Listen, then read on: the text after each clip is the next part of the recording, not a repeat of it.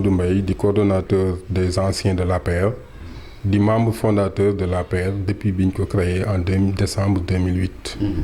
situation xale boo xam ni lekkatul naanatul sonn na mënatul pour mu dox sax dañ koy xëcc tuuti mooy situation APR actuellement.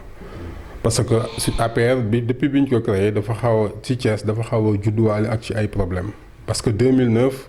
pour rappeler brièvement fàttali 2009 bi ñu waroon dem élection 2009 dañu forclos maanaam dañu dem ba ci cëppaandaw ga Abdou Mbow yow déposé wul suñuy dossier keroog indi na coow lu bëri fii ci Thiès parce que nit ñi mënuñu woon comprendre ñu biir commune Thiès ñuy doog a am parti defar suñuy dossier bi mënuñu ko woon dugal. C'était la première erreur bu Abdou Mbow defoon ñoo xam ni ça nous a porté préjudice ba léegi. beneen bi mooy ñi nga xam ni ñoo fi nekkoon am na ay responsables yoo xam ni wan naa la léegi premier bureau APR c'est pas moom maa ngi ci woon certainement naturellement comme secrétaire administratif mais am na ñeneen ñu fi nekkoon comme Mamadou Sène comme Taïrou Diouf ñoo xam ni kenn xamu leen sax parce que dañu gagné ñu teg leen fële marginaliser leen ñooñu ñu marginaliser am na ci ñoo xam dañu dem toogi seen kër bàyyi. donc parti bi am na responsable bàyyi nañ bu yàgg ñun ñi nga xam ñoo gëm Macky Sall daal ñoo fi des ak suñu ngor ak suñuy petits moyens pour jéem a avancer le parti bi mais am na ñoo xam ni bàyyi nañu parce que frustration bi dafa ëpp doole dafa bëri ci parti bi. beneen bi mooy bi ñu gañee ñu yaakaaroon ni après ñi nga xam ne ñoo fi nekkoon dinañ leen gestu commencement bi gestu nañu ay nit yu dëkk Thiès ñooñu ñu gestu ñoo waroon a gestu ñeneen ñi nga xam ne ñoo doon toog ak ñoom 24 heures sur 24 nekk ak ñoom mais léegi soo leen woowee téléphone duñ la wuyu dañoo fuuy seeni bien moo leen intéressé ñi ngi tabax ay kër Dakar ñi am seeni tool loolu moo leen intéressé parce que c'est la réalité ñi ci des après bon xam nañ Macky Sall dafay daanu donc toppatootuñu loolu toppatootuñu nit ñi faaleetuñu nit ñi toppatootuñu leen donc parti bi doxatul Thiès nit ñaa ngi toog seen kër dara doxu fi ku wax dafa dox da ngay wax lu la neex parce que man xam naa parti bi maa yore archive yi xam ni parti bi daan doxee avant ñuy gagné sax ni parti bi doon animé woo moo gën actuellement li ñu nekkee. kon nag musiba lañ am ci APR fii actuellement ci Thiès. jéego yi daal actuellement nii parce que def nañu depuis 2012 ba léegi ñu ngi defi jéego kenn dégluwuñu ñun nag ci parti bi lañ bokk sa président Macky Sall mooy suñu kilifa dinañ bind bataaxal yónnee ko wax ko ni ko parti bi doxul Thiès am na ñoo xam ni kenn faalewu leen responsable suñu leen woowee téléphone duñu wuyu téléphone. dañoo yaakaar ni ay buur lañu wala ay bummi yaakaar nañ daal ñoom ñooy yàlla quoi parce que yaakaar ñoom dafa mel ni gisuñu fi woon Ablaye Wade wala Karim Wade wala ñi nga xam ni ñoom lañ daaneel Ben Ali bërki démb ñu jël ko yenn ko mu nekkoon ancien président Tunisie ñu yenn ko yóbbu ñoom jàppewuñu seen bopp ay mortel sa loolu déjà arrogance bi nga xam ni moom la ñuy wone ak suffisance bi ñuy wone suñ ko amee c'est grâce à ñun ñi parce que ñun ak ñoom ñoo liggéeyandoo peut-être ñoom ñu dem faaleetuñ ñun nag dinañ adressé comme ni ma ko waxee correspondance dinañ bind lettre président wax ko difficulté yi wax ko ni ko kenn liggéeyul dara fii Thiès dañ lay nax beneen bi dinañ ko wax que ñun fas nañ yéene samedi bu jot après correspondance su fekkee amul réaction fas nañ yéene samedi bu jot ñu tase def sit-in mettit lu misérabilisme bi nga xam ni moom la anciens yi nekkee beneen bi mooy fas nañ yéene tout ce qui est activité APR ñu interdire ko à Thiès su fekkee ni faale wuñu fas nañ yéene aussi pourquoi pas def une grève de la faim parce que il faut que ñu won président que ñun dañoo bokk ci yëf yi sa kenn faale wuñu kenn toppatoo wuñu poste bu fi ñëw ñu jël ko jox ko seeni mbokk loolu mooy réalité bi président su joxee chargé de mission ay nit la koy jox Dakar ñooñu toog ci benn bureau Dakar xool ñu leen neex ñu jox leen ko sa ñun ñi nga xam ni ñoo nekkoon fii di liggéey ak ñoom duñ ñu jox dara sinon c'est des miettes il t'envoie benn 20 000 benn 30 000 croyant que loolu moom lañ lay noppiloo ou autre dëgg nag su jotee da nga koy wax parce que ñun Macky Sall dundaluñu man ba may nekk fonctionnaire Macky Sall nekkagul président Macky Sall dundalu ma keneen dundalu ma yàlla moo may dundal yàlla moo ñu yor mais su dëgg ñëwee ñu liggéey ànd ak ay nit liggéey ba agsi fii ñooñu am ay teraanga am façon teraanga bu ne ñii di nëbbatu di def lu leen neex soo leen woowee duñ la wuyu duñ la faale di wane arrogance ak mbir mu doy waar il faut que ñu wax ak président ñu nag dinañ xeex ba fu lu ñu xeex may ñu xam ni loolu la ñu xeex may. man de yaakaaruma ko personnellement day man gisuma nan la APR di gagner élection yi man gisuma ko. élection locale fii ci Thiès heure bi ñu nekk nii à moins que fii ak 3 ans xanaa mais su fekkee élection yi déwén la gisuma liggéey parce que élection doo xaar ba mu des ay 6 mois wala 1 an ngay doog a def ay activités ça se prépare toujours ñun suñu erreur mooy dañuy gañ da ngay jël benn centre ma jël centre bi ñu dëkk rek muy Demba Diakhaté Cité Senghor depuis bi ñu commencé def élection ba léegi depuis 2012 ba léegi dañuy gagné foofu ci élection locale sa mësuñu toog def diagnostic toog xalaat après élection après défaite bi nga toog def évaluation def diagnostic def projection parti boo xam du def évaluation du def projection du programmer dara donc parti boo xam ni daal da ngay jékk ba caag rek bon lii xew na effet de mode quoi feu de paille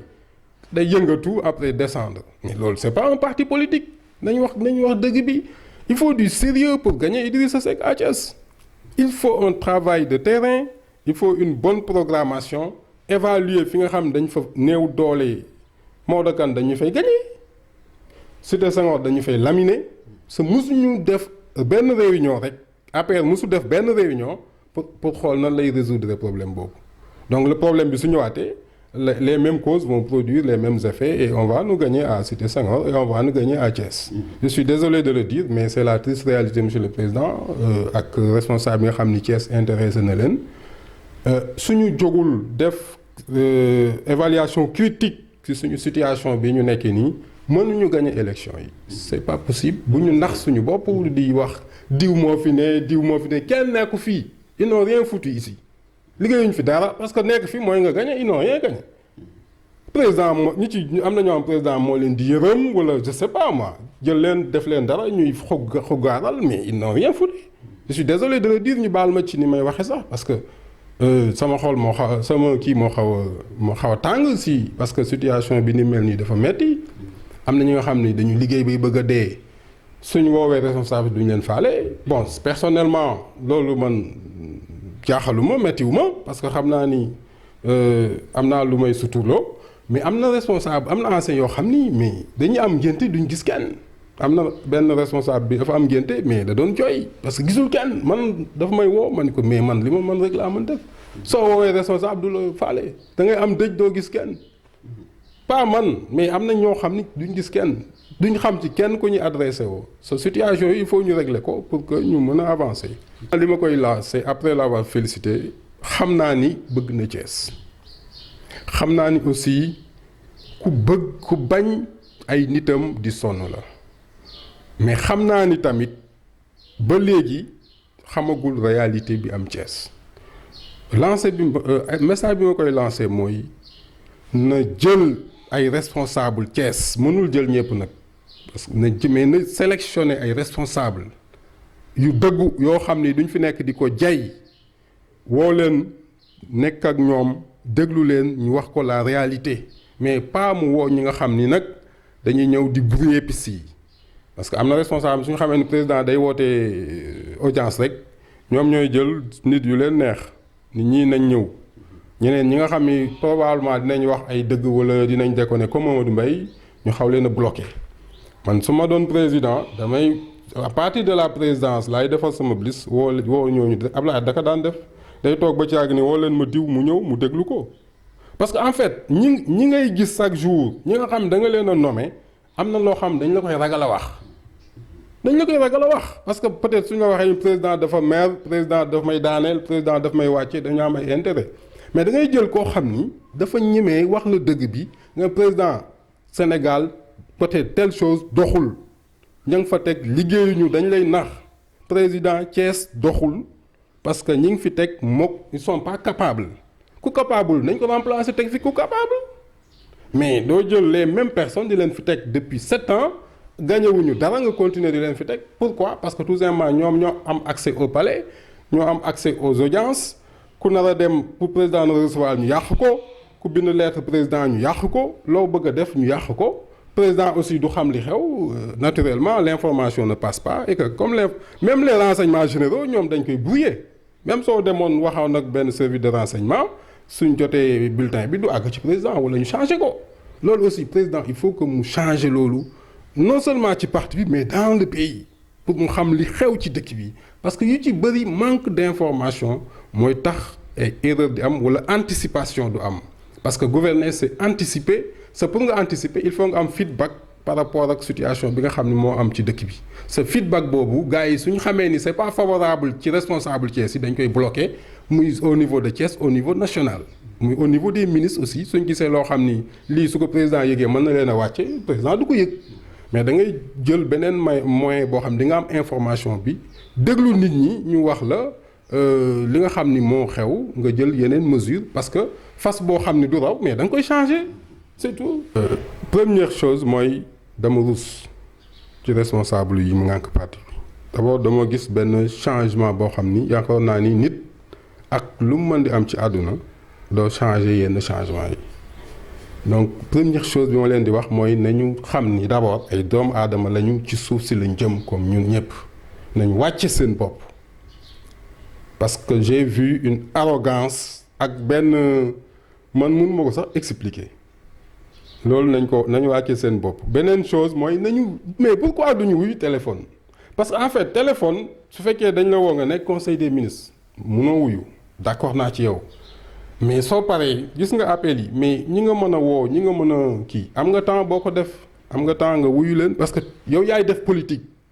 kuy def politique option bi ngay def mooy nga wuyu nit ñi parce que en fait soo nekkee responsable Thiès parce que nit ñi ànd ak yow donc nit ñooñu fa nga wuyu leen non mais dañuy fexe ba nekk responsable Thiès soo leen wooyee duñu la wuyu bon beneen bi mooy responsable Thiès ànduñu jubóowuñu dañuy xeexante rayante la ñuy def seen biir kooku moom duma la ko jàngal grand yaa ma gën a xam rayante la ñuy def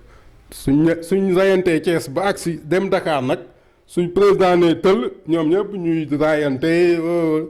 c'est du faux ça aussi dañ koy def loolu mooy réalité bi beneen bi mooy su dara ñëwee pour le parti mais nañ ko jox ñi ko mérito grand nañ ko jox ñi ko mérito mais dañuy am dara seeni mbokk yi nga xam ni mësuñu nekk APR la ñuy dem dugal APR jox leen poste yi ñun ñi nga xam ne ñoo fi nekkoon di rayante boobu ba léegi France daal xëdan voilà ce qu'ils font wala ñu fal leen ñu yaakaar ni seeni mbokk la ñuy fal ak seeni xarit ñu fal seeni mbokk fal seeni xarit bàyyi les responsables méritants président su la joxee ndomba tànk mais joxu la ko pour say mbokk ak say xarit daf la ko jox pour les autres responsables yi nga xam ni dañu fi même suñ dul sa mbokk duñu sa xarit da nga leen a war a jàppale parce que affaire bi moomoo ko da ngaa fekk ñu liggéey ko ba pare ñeneen ñi nga xam ni ñoo fi nekk ñu àndoon ak ñoom ñooñu dama leen di wax ñu reconnaissant envers ñun muy Augustin di Abdou Mbow parce que façon métti bu ne ànd nañ fa ñun ak ñoom nekk ci am na benn réunion Augustin avait proposé qu'on cotise 1000 francs pour parti bi dox kon koo àndal foofu tey mu dem nekk ci yenn station yi nekk directeur de cabinet du président war na mën a toog ak président ni ko Mamadou Mbaye amul dara président nañ xool fu ñu ko dugal Salif Diapor amul dara président nañ ko xool fu ñu ko dugal Ndeye Soukay Gueye amul dara président nañ ko xool fu ñu parce que ba ñuy cotiser 1000 francs ñoom ñu ngi woon toog c'est ça la réalité mais mënoo nekk directeur de cabinet du président nga ànd ak ay nit depuis 10 ans nga bàyyi leen noonu da ngay wax ak président parce que tu es responsable da ngaa war a wax ak président tu as l'obligation de dire au président que kii amul dara nañ ko wutal dara parce que am nañ fuñ dugal nit ñi kenn mënul wax président mënul jël ñi fi nekk ci ay anciens dugal leen mënul nekk parce que bariwuñu matuñu sax 20 donc président mën na leen dugal mais su amul information wala su joxee poste yu jox ko seen i mbokk ak seen i am di jàmm ak ñi nga xam ñoo leen di tagg di leen raay-raayal mais évidemment résultat bi la ñu am parce que ki nga fal mu xamul parti bi mënu laa gañal ñun ñi nga xam ne ñoo xam parti bi doon rayante ba nga xam ni dara amul woon ñun lañ war a dooleel ñu jóg duggaat ci dëkk bi faire gagner le président mais ñun suñu dooleelul président du fi gagner mais grand je suis désolé maa ngi jégglu nag vraiment ni may waxee parce que xam nga soo bëggee benn mbir nga gis ko mu yàqu sa xol dina xaw a jóg tuuti mais maa ngi jégglu di balu àq nit ñi loolu mooy dëgg bi ña fi nekkoon fexe ba président gagné na leen président dooleel c'est ça la clé de la victoire à Thiès tant que defu ko du ñu gagné Thiès je suis désolé de le dire.